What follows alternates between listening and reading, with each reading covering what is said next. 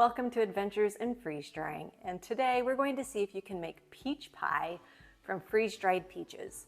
I'm guessing, like my jam that I made from freeze-dried strawberries, keeping track of water will be super important.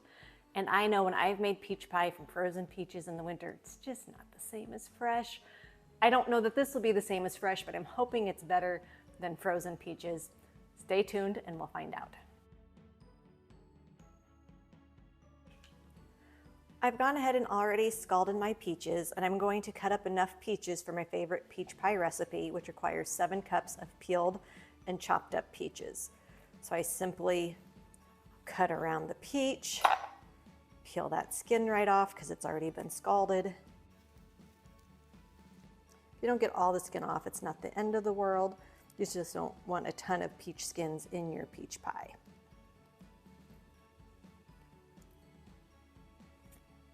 We're going to call that good enough. The rest might come off once I finish slicing my peach into quarters here. Some peaches come off their pits easier than others, but if you've been struggling, if you get them cut into quarters and use your knife to kind of help you get your finger in there, and usually once they're cut into quarters, you can kind of force that first quarter off, and they'll start to come easier after that first one is off. This one's being a little bit tricky here, but since I'm dicing it for pie anyways, it'll be just fine. And then I'm going to go ahead and cut this like this and get them cut more into slices, trying to keep them somewhat uniform for the freeze drying process. Like I said, I need to get 7 cups of these peaches for my pie, and then I'm going to get a mass before I freeze these and get them in the freeze dryer. I'm also going to slice some peaches to go in the freeze dryer at the same time. So as soon as I get these all diced up, we'll be right back. So I've spread all 7 cups of peaches onto my tray that's lined with parchment. I'm going to set the unit on my scale to grams and get a mass of the tray and the peaches. A good year. I'm at 1991 for grams. And I'm going to keep track of this because I want to, just like with my jam, I think I'm going to need to add back as much water as I lose in order to get a good pie.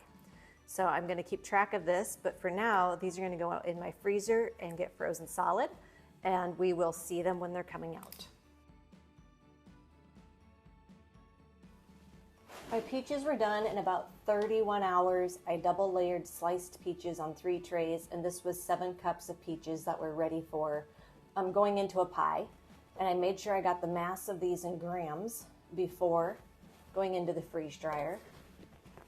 And it's now weighing 895 grams, which I'm going to record on my pink sticky note again, so I can keep track of how much water was lost.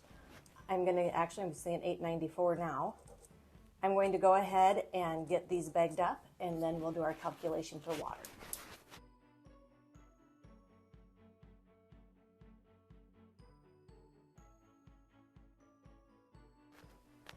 Now the fun begins. We get to see if this works to make pie. I think before I roll out my pie crust, which I already made because it needs to be refrigerated for a little while before you roll it out, is I want to add the 1,097 grams of water back to my peaches and let them have a little bit of time to rehydrate. So let's get these open and then we'll measure out the water. I have my scale set to grams because I measured in grams. Just an FYI, a gram is equal to a cc is equal to a milliliter when you're talking about water. And so that's another way you could measure this out, is 1,097 milliliters of water. I'm going to tear my scale out so I'm not getting the measurement of my giant measuring cup here. And I need 1,097 grams.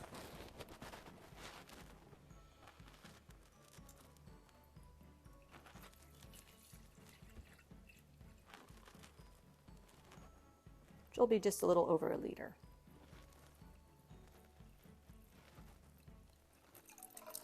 Okay, so I'm at 1,002. I decided to use just some lukewarm water, not hot, not cold.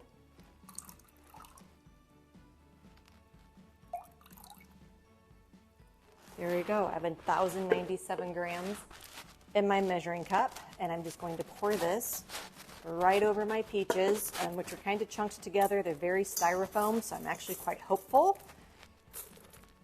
that these will rehydrate beautifully. I'm going to let them soak for a little bit so they become more juicy and not just water and peaches. I really want this to incorporate and be like it would have been if I had just cut these peaches up. So we're going to let these sit. I'm going to go ahead and get my pie crust rolled out, and once I think these are ready to go, we'll be back. My peaches are still quite watery, even though they smell really good and they look to be rehydrated. I'm going to go ahead and check one out.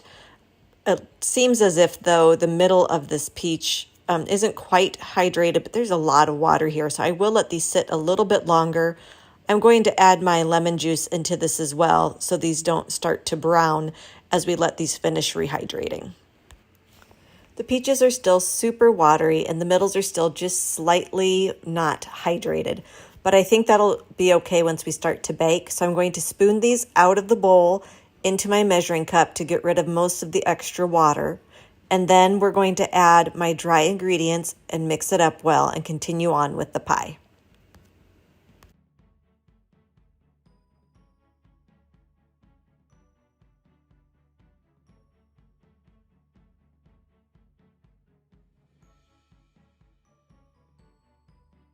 These peaches seem to be just a little bit more watery than they normally would be for my pie, but I think that's okay since these peaches are not 100% hydrated. And then we're going to pour these right into the pie shell and move on with baking our pie. And we are ready to go in the oven. Doesn't this pie look lovely?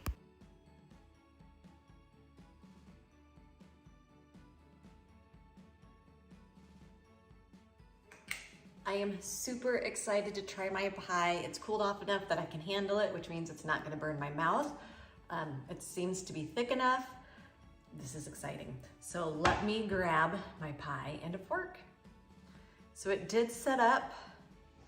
It looks good.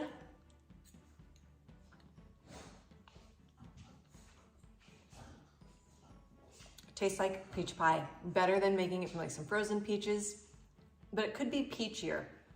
And I'm wondering, and I think if I do this again, what I would do is add half of the water that it lost and not all of it, because I had about 2.5 cups, which is over 500 milliliters of water that was still left that I didn't leave on the peaches. And it was really peach flavored. It was good peach juice. So I lost flavor for my pie by having all that extra water. So I would start with half the water, add my dry ingredients. If I wanted to make it a little thinner, add a little bit more water to it, but otherwise I would not start with all of the water. The peaches are tender. There's no hard spots in the middle here. This is a win. You can make peach pie from freeze-dried peaches and have it be excellent. Join me next time on Adventures in Freeze Drying, and if you like my content, please subscribe below. You can also find all my recipes on freezedryingcookbook.com.